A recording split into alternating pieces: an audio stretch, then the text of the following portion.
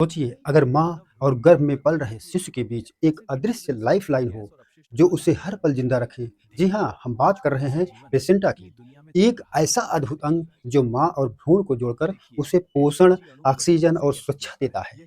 लेकिन क्या आप जानते हैं कि प्लेसेंटा सिर्फ एक स्ट्रक्चर नहीं, बल्कि इसके भी अलग अलग प्रकार होते हैं, जैसे डिफ्यूज, कार्टिल्यूडनरी और डिस्वाइडर, जो अलग अलग जीवों में पाए जाते हैं। कैसे बनता है मेरे प्लेसेंटा? बच्चे ने आज कैसे बहुत यह लात मारी। मुझे लगता है न्यूट्रिएंट्स ये और खेलना चाहता ऑक्सीजन है। को इसकी हलचल से ट्रांसफर मुझे करता बहुत है खुशी और मिलती है। कैसे यह हार्मोन बनाकर पूरे पूरे विकास को कंट्रोल करता है। टाइप के साथ आसान भाषा में सोचिए, बच्चा पेट में बिना खाए पिए जिंदा कैसे रहता है? न सांस लेता दिखता है, फिर भी बढ़ता रहता है। इसका पूरा राज छिपा है प्लेसेंटा में। आइए चंद सेकंडों में इसकी सच्चाई जानते हैं। तो प्लेसेंटा है क्या, कैसे बनता है और कितने प्रकार का होता है? सब कुछ आसान भाषा में। प्लेसेंटा एक अस्थायी अंग होता है। यह माँ और भ्रूण को जोड़ता है। यहीं से बच्चे का पोषण, खाना पीना, ऑक्सीजन जैसी सुरक्षाएं मिलती हैं। अर्थात यहीं से बच्चे को खाना, पोषण, ऑक्सीजन और सुरक्षा मिलती है। बनता कैसे? ये दो भागों से बनता है, एसिडिया बेसिलिस और कोरियोनिक विलाई से बनता है। Placenta disc shaped vascular organ है, संवहनी ऑर्गन है। ये प्रेगनेंसी के दौरान, गर्भावस्था के दौरान बनता है। और इसका विकास जो है, इसका विकास फेटल कोरियन और एटर्नल यूट्राइन टिश्यू से होता है। यह फीटस या भ्रूण तथा मदर अम्बिलिकल कार्ड से कनेक्टेड होता है। फीटस और ये प्लेसेंटा मदर से आपस में एक दूसरे से अम्बिलिकल कार्ड या गर्भनाल द्वारा कनेक्टेड होते हैं। ये गर्भनाल है, गर्भनाल से ये प्लेसेंटा डिस्क के समान और ये बच्चा भ्रूण फीटस ये एक दूसरे से कनेक्टेड होते हैं। भ्रूण नाड़ या अम्बिलिकल कार्ड में दो आर्टरीज होती है। जो आर्टरीज होती हैं वाष्प पदार्थ को बाहर निकालती हैं फीटस से। लेकिन जो इसमें वेन्स एक होती है वो खाद्य पदार्थों या न्यूट्रिशन के साथ ऑक्सीजन का संवहन फीटस में करती है। यूं कह लें कि फीटस के ब्लड में हीमोग्लोबिन, फीटस की बात करें और हीमोग्लोबिन मदर की बात करें, तो मदर के हीमोग्लोबिन ए में एच बी ए इसको बोल सकते हैं, इसमें ऑक्सीजन की मात्रा ज़्यादा होती है। या फीटस के भ्रूण में ऑक्सीजन की मात्रा उतना नहीं होती, परंतु फीटस का हीमोग्लोबिन एच बी एफ को जितना कैपेसिटी होती है कि इसके इसके ऑक्सीजन को ये एब्जॉर्ब कर लेता है। जो अम्बिलिकल कार्ड होता है, गर्भनाल होता है, गर्भनाल में दो आर्टरीज और एक वेन्स होती है। ये जो है पूर्ण रूप से फीटस में नहीं फैली, बल्कि जो भी आदान प्रदान होता है वो डिफ्यूजन द्वारा होता है। इसीलिए गर्भाशय महिला या उसके भ्रूण का ब्लड जो है एक समान नहीं रहता।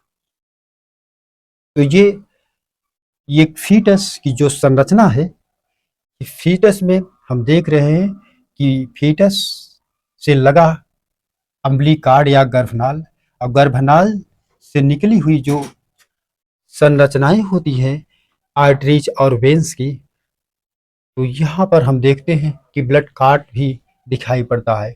इंटरविलस space of maternal blood cart भी दिखाई पड़ता है। इसमें भी जो है गुच्छों के रूप में ये उपस्थित होती है, जिसको हम कह सकते हैं जो ये खाली स्पेस होता है intervillous space of maternal blood का मैटरनल मात्र ब्लड का क्लॉट जो होता है इसमें, या इसको हम कह सकते हैं लाकुनी या पूंछ कह सकते हैं। और बाहर भी बाहर भी मैटरनल आर्टरीज उपस्थित होती है प्लेसेंटा में। ये मैटरनल वेन्स भी इसके साथ उपस्थित होता है। और इस प्लेसेंटा से निम्न 3 प्रकार के हार्मोन्स का स्रावन होता है। एससीजी, ईस्ट्रोजन और प्रोजेस्टेरॉन नामक हार्मोन का स्राव होता है। रेस्पिरेटरी सिस्टम की जब बात करते हैं तो ये ऑक्सीजन को एक्सेप्ट कर लेता है, फीटस एक्सेप्ट करता है। फीटस में कैपेसिटी ज़्यादा होती है, लेस मात्र उसको सपोर्ट नहीं रहता है, लेकिन इसकी कैपेसिटी ऑक्सीजन को लेने की होती है और माँ के ऑक्सीजन से ये एक्सेप्ट कर लेता है। अब हम प्लेसेंटा के अंदर की संरचनाएं, जो मैटरनल ब्लड की संरचना इंटरविलस स्पेस में जब देखते हैं तो इसको हम बोलते हैं लाकुनी या पूंछ बोलते हैं। इसमें जो है दोनों आर्टरीज और एक वेन्स गुच्छों के समान ये जो है इसमें फैली होती है, जगह जगह गुच्छों के समान फैली होती है। इसको लाकुनी या पूंछ बोला जाता है।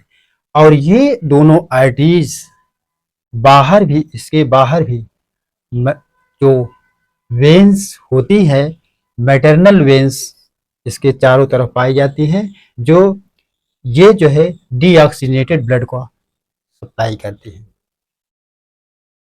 और नीचे भी आप देख रहे हैं फिगर में कि maternal arterial oxygenated oxygenated arteries हुआ करती है, जो कि दो हमेशा जो है आपस में जो है बाइंडिंग किए रहती है।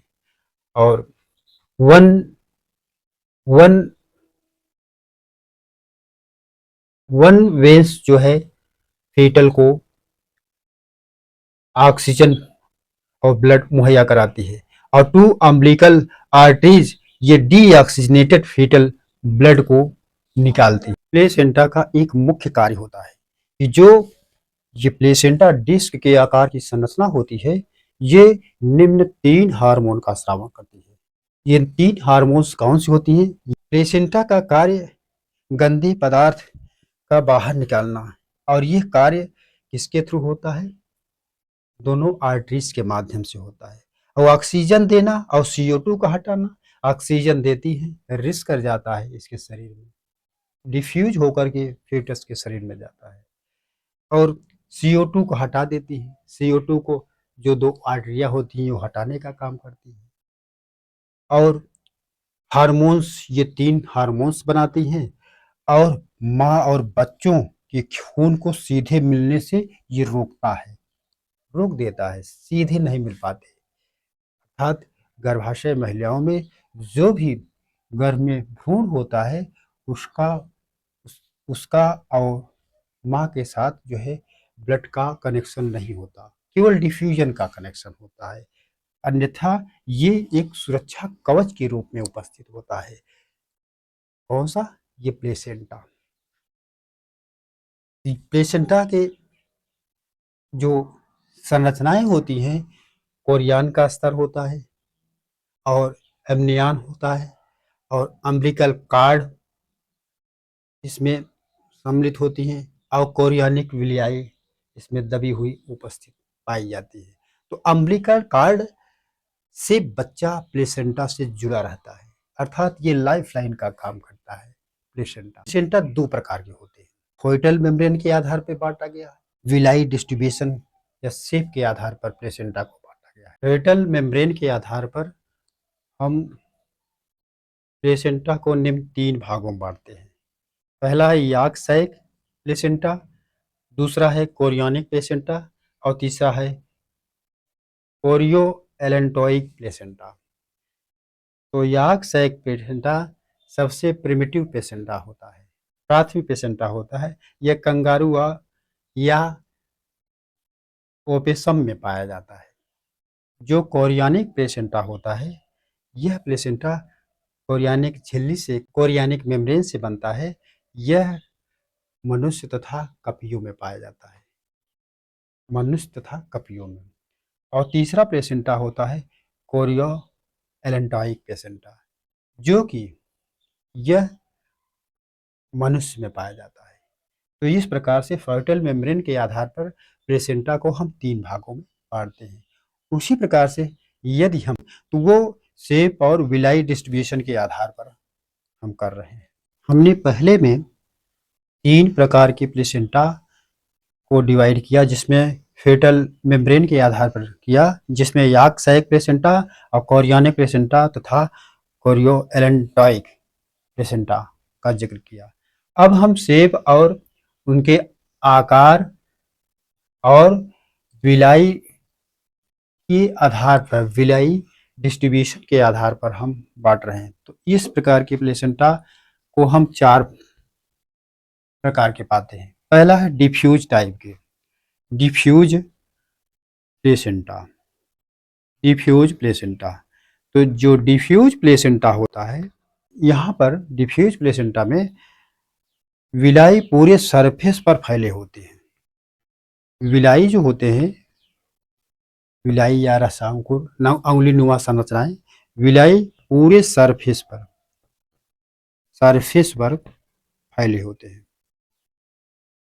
ये फैले होते हैं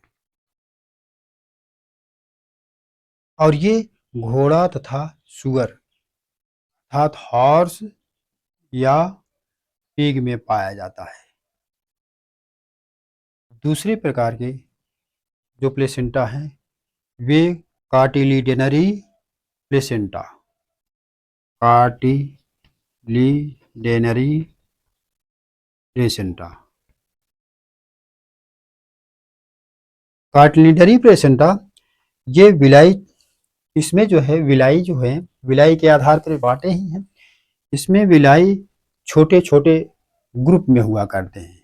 ये है, ये है, ये ग्रुप में होते हैं और छोटे छोटे समूह में होते हैं। और इसे हम उदाहरण के तौर पर जानते हैं, ये गाय पाया जाता है और भैंस में। अगला